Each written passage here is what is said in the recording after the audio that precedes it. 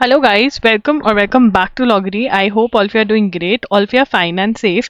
आज हम डिस्कस करने वाले हैं how to analyse CUT-PG law that is COQP 11 का जो आपका एग्जाम है DU LLB और BHU 3 years लॉ के लिए उसको एनालाइज कैसे करना चाहिए। देखिए one of the biggest mistakes जो स्टूडेंट कमिट करते हैं वो ये करते हैं दैट इज कि जब वो मॉक टेस्ट देते हैं वो सिर्फ ये देखते हैं कि हम कट ऑफ के आसपास हैं या नहीं, कि कितना स्कोर करें कि एडमिशन मिल जाए। अगर वो वाली वीडियो आप चाहते हो तो मैं कर दूंगी, कमेंट कर देना। बट गाइज जो आपको ये नहीं करना, ठीक है, स्कोर आ गया आपका, आपने अपने फ्रेंड्स के साथ डिस्कस कर लिया, 2-3 लोगों का पूछ लिया तुम्हारा कितना आ रहा है, उसके बाद आप सैड हो गए या हैप्पी हो गए। नहीं, it's not about being sad और हैप्पी, इट्स अबाउट आपको उसका बिल्कुल एक एक चीज़ निकालनी है कि यार मेरा प्लान ऑफ एक्शन बन जाए। मतलब मॉक टेस्ट के बाद एक प्लान ऑफ एक्शन अगर नहीं बनाना तो मतलब तुम सही नहीं कर रहे हो बॉस। तो वो सही कैसे करना है वो इस वीडियो में बताने वाली हूँ। सबसे पहले पैटर्न देख लेते हैं। आपके पास 75 क्वेश्चंस होंगे और 105 मिनट्स होंगे। CBT मतलब कंप्यूटर बेस्ड टेस्ट होगा, कंप्यूटर के आगे बैठकर आपको ये एग्जाम देना है सेंटर पर जाकर, बिल्कुल वैसे ही जैसे हमारे मॉक टेस्ट हैं। loggery.in पर मॉक टेस्ट अवेलेबल हैं जिनका लिंक आपको डिस्क्रिप्शन बॉक्स में मिल जाएगा। अपडेटेड मॉक टेस्ट हैं, करंट अफेयर्स जो है वो रेगुलरली अपडेट हो रही है वहाँ पर, ठीक है ना, ताकि आपके सारे important question maximum to maximum मैं कवर करवा सकूँ मॉक टेस्ट के अंदर। Direct link is in the description box. अब यहाँ पर मैं आपको बताने वाली हूँ कि कैसे एनालिसिस करने हैं। पहले टॉपिक वाइज चलेंगे हम। इंग्लिश उठा लीजिए, ठीक है, 1 वर्ड सब्सटीट्यूशन है। आपने ये वर्ड नहीं पढ़ा, न्यू वर्ड आ गया, ठीक है, तो उसको आप नोट कर लोगे। आपने वर्ड पढ़ा था बट आप भूल गए, तो इसका मतलब आपको रिविजन की ज़रूरत है, ठीक है। करेक्ट सेंटेंसेस हैं, आपका गलत हो गया, रॉन्ग अटेम्प्ट किया, मतलब आपको लग रहा है कि नहीं यार मुझे और प्रैक्टिस करनी पड़ेगी, टाइम बहुत ले लिया, मतलब प्रैक्टिस करनी पड़ेगी, मैंने सॉल्व ही नहीं किए बहुत सारे, तो सॉल्व करोगे। तो ऐसे डिसीजन लेना है हर टॉपिक का, ठीक है। फिलअप्स हैं, क्यों गलत हुए, ग्रामर का क्वेश्चन था, वोकैबुलरी का क्वेश्चन था, ठीक है, वोकैबुलरी का क्वेश्चन था तो वोकैब वर्ड अपने नोट्स में ऐड करोगे।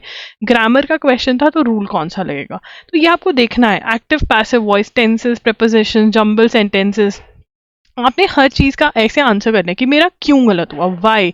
एक एक क्वेश्चन पे जब आप वाई आंसर करोगे तो आपको बहुत सारी चीजें पता चलेंगी, right. This is how you have to answer. Reading comprehension, question गलत हुआ, क्या वो सिली मिस्टेक थी, क्या सही हो सकता था, गलती में मैंने मतलब जल्दी में गलत कर दिया, या फिर मैंने इस टाइप के क्वेश्चंस पे कभी ध्यान ही नहीं दिया। अच्छा, ये वाले टाइप ऑफ क्वेश्चंस भी होते हैं, तो मैं आज देखूंगा कि अगर ये वाला टाइप ऑफ क्वेश्चन है कैसे सॉल्व होते हैं। तो you need to have a detailed analysis, right. Return में एनालिसिस होना चाहिए, या फिर आप ऑनलाइन टाइपिंग करके एनालिसिस करो, एक्सेल शीट बनाओ, but it is very important कि आपका एक डिटेल्ड एनालिसिस हो। No doubt after the mock test हम भी आपको एक डिटेल्ड एनालिसिस देते हैं, बट आपका खुद का एनालिसिस होना बहुत जरूरी है, ठीक है। उसके बाद स्टैटिक जीके पे आते हैं। इंडियन कॉन्स्टिट्यूशन में भी आपने क्वेश्चन ही नहीं कवर किया, ये न्यू क्वेश्चन है जो कि आपको मिलेंगे, जो कि अच्छी बात है, आपको न्यू क्वेश्चन मिल रहा है, तो आप वो नोट करिए कि यार मैं इसको रिवाइज। अब वैसे हमारे मॉक टेस्ट में आप मल्टीपल टाइम्स वापस जा सकते हो, जितनी मर्जी बार, चाहे आप 1000 टाइम्स मॉक टेस्ट को खोलकर देखो, आप देख सकते हो, ठीक है। बट आप खुद की नोटबुक में भी रखो, क्योंकि एंड में जब रिवीजन का टाइम आता है ना, तो मॉक टेस्ट खोलकर उसको देखना थोड़ा डिफिकल्ट हो जाता है, जबकि अगर आपने खुद के नोट्स बनाए हो तो ईजी रहता है। हिस्ट्री, साइंस, इकोनॉमिक्स का कोई क्वेश्चन पढ़ा हुआ था, मुझे याद नहीं, मतलब रिवाइज करने की ज़रूरत है, पर यार ये क्वेश्चन तो मैंने कभी पढ़ा ही नहीं, मतलब न्यू है, मतलब उसको हिस्ट्री वाली जगह पर थोड़ा सा नोट कर लो, एक लाइन में कुछ लिख लो। That is how you have to, what you have to do. Legal awareness, जब एनालाइज कर रहे हो अपने साथ अपनी एक मिस्टेक नोटबुक लेके बैठो जिसमें आप मिस्टेक्स नोट करोगे, एंड एक नोटबुक लेके बैठो जिसमें आप नोट्स बना रहे हो कि जो एक्स्ट्रा चीज़ें मुझे मॉक टेस्ट में कुछ नई सीखने को मिल रही है वो नोट कर रहे हो, एंड एक में आप एनालिसिस करो। ये सब चीज़ें आपको करनी है। Supreme court judgements, landmark judgements में भी आपने अभी तक नहीं पढ़ी है, ठीक है, वहां पे आपको पढ़ने को मिली, तो नोट डाउन करो। इंपॉर्टेंट बिल्स अमेंडमेंट्स पे क्वेश्चन है, नोट डाउन करो, अपने नोट्स बनाओ। तो अगर आप बार बार रिवाइज करोगे, इंपॉर्टेंट चीज़ें कवर हो जाएंगी और आपको याद भी हो जाएंगी, ठीक है। लीगल अवेयरनेस MCQs है, ठीक है, आपने पढ़ा नहीं, नया आ गया, तो उसको करो। That is what you have to do, ठीक है। उसके बाद नेक्स्ट मैथ्स का क्वेश्चन है, यार ये वाला टाइप तो मैंने कभी सॉल्व ही नहीं किया कि क्या ये टाइप ऑफ क्वेश्चन आ सकता है, अच्छा तो मैं सॉल्व कर लेता हूँ। देखो मेरे मॉक टेस्ट में मैंने आपको मैक्सिमम टाइप्स कवर करवाने की कोशिश करी है एनालिसिस के बेसिस पे, PYQs को एनालिसिस करते हुए, तो आपको वो टाइप्स कवर करने हैं, ठीक है ना। एंड फिर उसके बाद देखना है सिलेबस में है या नहीं, ठीक है। जो मेरे मॉक्स में आपको मिलेगा बिल्कुल सिलेबस का पार्ट है, मैं आउट ऑफ सिलेबस कुछ नहीं डाल रही हूँ, ठीक है। तो अगर कोई और है तो आप सिलेबस ज़रूर चेक करें कि कोई फालतू का टॉपिक तो नहीं आप कवर कर रहे हैं, ठीक है। मैथ्स के अंदर क्या फॉर्मूला याद था, क्या फॉर्मूला ढंग से नहीं लगाया, गलत फॉर्मूला लगा दिया, कैलकुलेशन मिस्टेक थी, क्यों गलत हुआ उसके हिसाब से कैलकुलेशन मिस्टेक थी, मतलब और प्रैक्टिस करो, हर रोज रैंडम 20 क्वेश्चंस प्रैक्टिस करने लग जाओ, ठीक है। टाइम मैनेजमेंट नहीं हो रहा है क्या इसका, टाइम मैनेजमेंट के लिए भी क्वेश्चंस प्रैक्टिस करो टाइम लगा के। तो ये सब चीजें आपको देखनी होगी।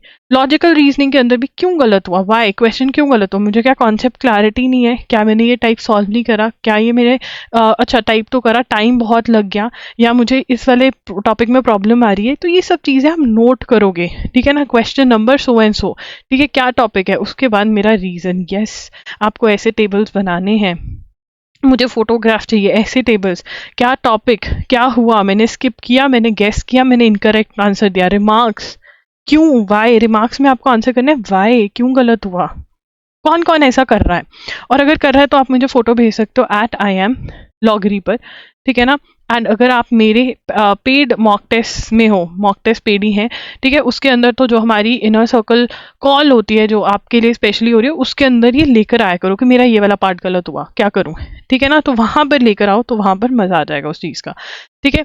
अब यहाँ पर आपको ऐसा सा टेबल बनाना है, सब्जेक्ट मतलब जो जो क्वेश्चन चल रहा है, क्योंकि यहाँ पर आपका सेक्शन वाइज डिवीजन तो है नहीं है, तो जो क्वेश्चन आ रहा है वो लिखते जाओगे।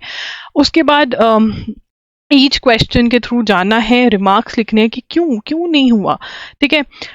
सब्जेक्ट वाइज लिस्ट, फिर आप उसके बाद प्लान ऑफ एक्शन बनाओगे। प्लान ऑफ एक्शन की मुझे कौन से टॉपिक, अब इसमें से आपके जब आपने ये एनालिसिस कर लिया, कुछ तो आपके स्ट्रॉन्ग टॉपिक्स निकलेंगे, उसको देखकर खुश हो, हाँ ये खुशी का मौका है। बट वीक टॉपिक्स निकलेंगे, कुछ जो नॉट डन टॉपिक्स निकलेंगे, उनकी लिस्ट बनाओ और फिर ये प्लान ऑफ एक्शन बनाओ कि इनको कवर कैसे करना है। नेक्स्ट मॉक से पहले फटाफट मैक्सिमम चीजें कवर करने की कोशिश करो नेक्स्ट मॉक से पहले। सब कुछ नहीं हो सकता, कुछ करो, जो लग रहा है ज्यादा आता है उसको ज्यादा पहले करने की कोशिश करो। इंपॉर्टेंट टॉपिक्स जो हैं वो पहले करो। अगर आप चाहते हो कि मैं इंपॉर्टेंट टॉपिक्स की आपको लिस्ट दे दूं, ठीक है ना, हर सब्जेक्ट में कुछ कुछ इंपॉर्टेंट टॉपिक्स हैं, वैसे तो सब कुछ ही इंपॉर्टेंट है, बट अगर आप चाहते हो कि कुछ जो इंपॉर्टेंट है उसकी लिस्ट दे दूं, तो कमेंट कर देना, ठीक है ना। और उसके बाद स्टेप 3 प्लान ऑफ एक्शन बनाना है कि रिवाइज करूं, स्टडी फ्रॉम स्क्रैच करूं, इंटायर टॉपिक पढूं, क्वेश्चन ही सॉल्व करके हो जाएगा, ठीक है। अगर आपको यू आर फॉरगेटिंग थिंग्स, ठीक है ना, आपको ऐसे कंफ्यूजन हो रही है कि यार मतलब करा तो है बट ऐसा हो रहा है, ठीक है। अगर कंफ्यूजन हो रही है क्योंकि कॉन्सेप्ट क्लियर नहीं है, तो फिर आप स्क्रैच से पढ़ोगे। बट अगर याद करने वाली फॉरगेटिंग हो रही है तो रिवाइज करोगे, ठीक है ना। कोई टॉपिक को बहुत देर से देखा भी नहीं और लग रहा है कि हाँ यार इसको थोड़ा ब्रश अप कर लेते हैं, तो वो लिस्ट आपके पास होनी चाहिए। ट्राई करो कि आप एनालाइज सेम डे पे करो, पेन और पेपर या एक्सेल शीट पे करो, ठीक है। In next mock do you see an increase in your mock test score, ये बहुत ज़रूरी है, चाहे +1 +2 ही देखो, सॉरी यहाँ पे +1 +2 नहीं होगा, +4 +8 मार्क्स ही देखो, ठीक है। बट होना चाहिए, कुछ इंप्रूवमेंट लगनी चाहिए, मे बी मॉक टेस्ट में डिफरेंस भी हो। देखो यार अब 75 क्वेश्चंस हो गए, ठीक है ना। मैं कोशिश करूंगी कि मैं आपके मैक्सिमम टाइप्स एक मॉक में कवर करवाने की कोशिश करूं, बट आपकी वो टाइप हो सकता है ना कि क्या पता आपका जो पिछले मॉक में था स्कोर इसलिए कम गया क्योंकि वो कुछ टॉपिक्स ऐसे थे जो आपको अच्छे नहीं लगते, जो नहीं आते, वो थे ही नहीं उसमें, बट अब इसमें आ गए, तो वो भी नोट करना है क्यों मेरा स्कोर कम या ज़्यादा हुआ, ठीक है। ऐसी फालतू में खुशियाँ दुखी नहीं होना है। Compare not with others but with yourself, अपने आप के साथ कंपेयर करो। जब आप दूसरों के साथ, या कोई फर्क नहीं पड़ रहा है उसके कितने आ रहे कितने नहीं, आपके कितने आ रहे हैं और आप कैसे मार्क्स बढ़ा सकते हो, that is a very important thing. तो आपका यहाँ पर हर रोज कॉन्टिन्यूस प्रोसेस का मतलब क्या है? कॉन्टिन्यूस प्रोसेस का मतलब ये है कि आपको 300 में से 300 लेकर आने हैं, ठीक है ना। मतलब आपकी ट्राई हमेशा ये रहेगी, अगर आप ये सोचकर दिमाग में चलोगे तभी आप कुछ अच्छा स्कोर लेकर आ पाओगे, ठीक है ना। जिस दिन आपने सोचा कि हाँ ठीक है इतना तो आ ही रहा है, बट वो क्यों आ रहा है, कैसे आ गया, क्योंकि मॉक टेस्ट के अंदर हर मॉक में कुछ ना कुछ डिफरेंट होगा, क्योंकि अब क्वेश्चन 75 है तो एक्चुअल में एक डिफरेंस करना पड़ रहा है। जब क्वेश्चन 100 थे तब इतना फर्क नहीं पड़ रहा था, तो आपको पता होना चाहिए, ठीक है ना। और ये भी याद रखना है कि सारे के सारे मार्क्स एक दिन में नहीं बढ़ेंगे, आपको धीरे धीरे, इट्स अ जर्नी, ठीक है। और ये जर्नी आपको करनी पड़ेगी, हर कोई ये जर्नी करता है। मैम मेरे अभी 50 आ रहे हैं, मेरे अभी इतने आ रहे हैं, भाई जितने मर्जी आ रहे हैं, अगर आपको 250 प्लस पहुंचाना है तो आपको ये जर्नी करनी पड़ेगी, और हर कोई करेगा, जितना मर्जी टाइम पड़ा हो, कम टाइम है ज़्यादा टाइम, आपको जो भी लग रहा है, अगर आप मॉक टेस्ट को एनालाइज करके उस पर काम करने लग जाओगे तो बहुत बढ़िया हो जाएगा, ठीक है। अगर कोई दिक्कत आ रही है तो गाइडेंस की जो इनर सर्कल कॉल है उसके लिए क्वेश्चन संभाल के रखना, ठीक है। मैं बहुत ही जल्द इनर सर्कल कॉल करूंगी, आपकी सजेशन है कि कब होनी चाहिए तो बता देना। मॉक टेस्ट के साथ इनर सर्कल कॉल बिल्कुल फ्री है, तो अगर आपने मॉक टेस्ट नहीं खरीदा ज़रूर खरीद लेना, link is in the description box. ठीक है। और भी मैंने वीडियोस करी हैं, अभी अभी मैंने वीडियो करी थी हाउ टू रिवाइज पे, मंथली टारगेट्स आपको दिए हुए हैं, कौन सी बुक में से पढ़ना है ये सब दिया हुआ है, तो प्लेलिस्ट पूरी की पूरी आपको मिल जाएगी। जो न्यू पैटर्न का सिलेबस है उस पर भी वीडियो करी हुई है, डिस्क्रिप्शन बॉक्स में सबके लिंक्स मिल जाएंगे। That's it. अगर आपको कोई वीडियो रिक्वेस्ट है तो भी कमेंट में कर सकते हो, कोई आपको डाउट है वो पूछ सकते हो कमेंट्स में। That's it. Bye bye, take care, thanks for joining in, bye.